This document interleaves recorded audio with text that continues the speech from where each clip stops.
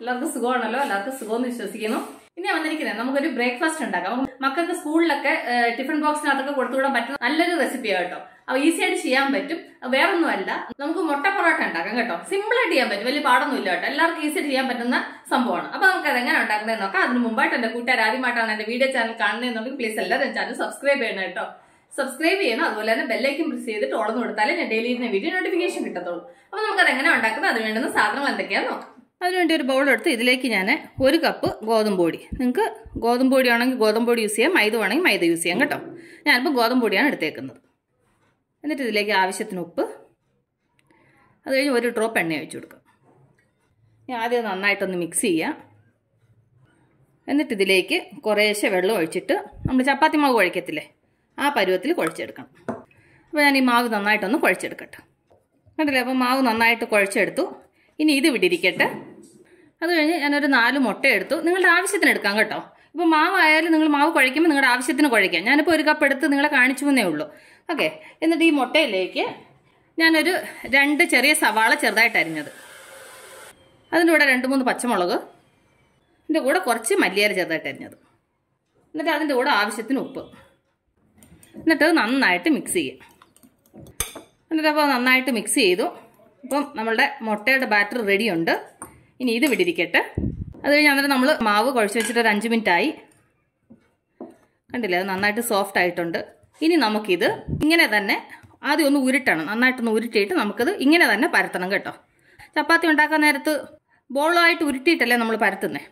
അതുപോലെ ഇത് നന്നായിട്ടൊന്ന് ഉരുട്ടുക. എന്നിട്ട് അത് കഴിഞ്ഞിട്ട് അങ്ങനെ ഇതൊന്ന് പ്രസ് ചെയ്തിട്ട് ഇതങ്ങനെ തന്നെ ചപ്പാത്തി പരത്തുന്ന പോലെ പരത്തുക. കണ്ടില്ലേ, അപ്പോൾ നന്നായിട്ട് പരത്തി. ഇനി ഇത് റോൾ ചെയ്യണം. നിങ്ങൾ ഇത് പരത്തുന്ന സമയത്ത് എന്തെങ്കിലും ഒരു തുള്ളി എണ്ണ എന്തെങ്കിലും തൂത്തേമിച്ചും നിങ്ങൾ പരത്തണം കേട്ടോ.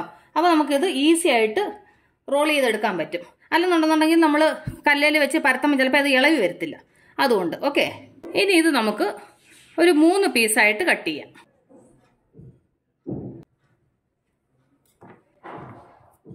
എന്നിട്ടിത് ഇങ്ങനെ എടുത്തിട്ട് ഇതിനെ ഇതുപോലെ പ്രസ് ചെയ്തിട്ട് ചപ്പാത്തി പരത്തത്തില്ലേ, അതുപോലെ പരത്തിയെടുക്കണം. കണ്ടില്ലേ, ഇതുപോലെ. അപ്പോൾ ബാക്കിയുള്ളത് ഞാൻ ഇതുപോലെ പരത്തിയെടുക്കാം. അത് കഴിഞ്ഞ് പാൻ അടപ്പ വെച്ച് പാൻ നന്നായി ചൂടായി. ഇതിലേക്ക് നമ്മൾ ഉണ്ടാക്കിയ ആ പൊറോട്ട ഇട്ട് കൊടുക്കാം. ഇനി ഇത് നന്നായിട്ട് ആദ്യം ഒന്ന് ഫ്രൈ ചെയ്യണം. എണ്ണയൊന്നും തൊടാതെ വേണം ആദ്യം ഫ്രൈ ചെയ്യാനായിട്ട്. തിരിച്ച് മറിച്ച് വിട്ട് ഫ്രൈ ആയി കഴിഞ്ഞ് പിന്നെ നമുക്ക് എണ്ണ ചേർക്കാം. അപ്പോൾ അതിൻ്റെ ഒരു സൈഡ് ഒന്ന് ഫ്രൈ ആവട്ടെ. എന്നിട്ട് അതിൻ്റെ ഒരു സൈഡ് ഫ്രൈ ആയിട്ട് നമുക്ക് തിരിച്ചിട്ട് കൊടുക്കാം. ആ സൈഡിലൂടെ നന്നായിട്ടൊന്ന് ഫ്രൈ ആവട്ടെ. ആ സൈഡിലൂടെ ഒന്ന് തിരിച്ചിട്ട് കൊടുക്കാം. അപ്പോൾ 2 സൈഡ് നന്നായിട്ട് ഫ്രൈ ആയിട്ടുണ്ട്.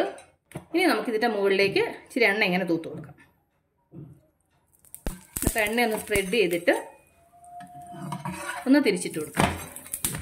ആ സൈഡിലൂടെ ഇച്ചിരി എണ്ണ ഇതുപോലെ ഒഴിച്ചു കൊടുക്കാം. എന്നിട്ട് ആ സൈഡിലൂടെ ഒന്ന് തിരിച്ചിടാം.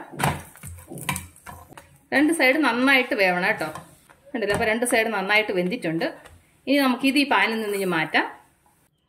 എന്നിട്ട് അതേ പാനിലേക്ക് ഒരു ഡ്രോപ്പ് എണ്ണ ഒഴിച്ചു കൊടുക്കാം. എന്നിട്ട് ഇതിലേക്ക് നമ്മൾ അന്നേരം റെഡി ചെയ്ത മുട്ടയുടെ ബാറ്റർ ഉണ്ടല്ലോ, അത് കുറച്ച് ഇതിലേക്ക് ഒഴിച്ചു കൊടുക്കാം. എന്നിട്ട് അതിൻ്റെ മുകളിലേക്ക് നമ്മൾ അന്നേരം ഉണ്ടാക്കിയ ചപ്പാത്തി വെച്ച് കൊടുക്കാം. എന്നിട്ട് ജസ്റ്റ് ഒന്ന് പ്രസ് ചെയ്ത് കൊടുക്കാം. ഇനി ആ സൈഡ് നന്നായിട്ടൊന്ന് ഫ്രൈ ആവട്ടെ. ഇനി നമുക്ക് ഒന്ന് തിരിച്ചിട്ട് കൊടുക്കാം. ആ സൈഡിലൂടെ ഒന്ന് ഫ്രൈ ആവട്ടെ. 2 സൈഡ് നല്ല ഗോൾഡൻ ബ്രൗൺ കളർ ആവുന്ന പോലെ ഫ്രൈ ആക്കണം. അത് തിരിച്ച് മറിച്ച് വിട്ടിട്ട് നന്നായിട്ട് ഫ്രൈ ചെയ്തെടുക്കണം.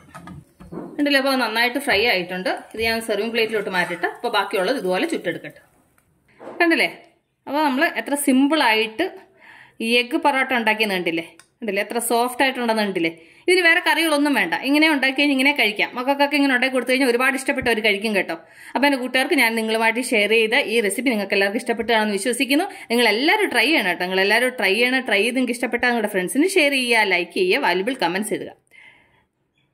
അപ്പോൾ നാളെ നമ്മൾ രുചികരമായ പുതിയ വീഡിയോയും പുതിയ റെസിപ്പിയുമായിട്ട് നാളെ നമ്മൾ വീണ്ടും കാണും വരെ ടേക്ക് കെയർ. ബൈ.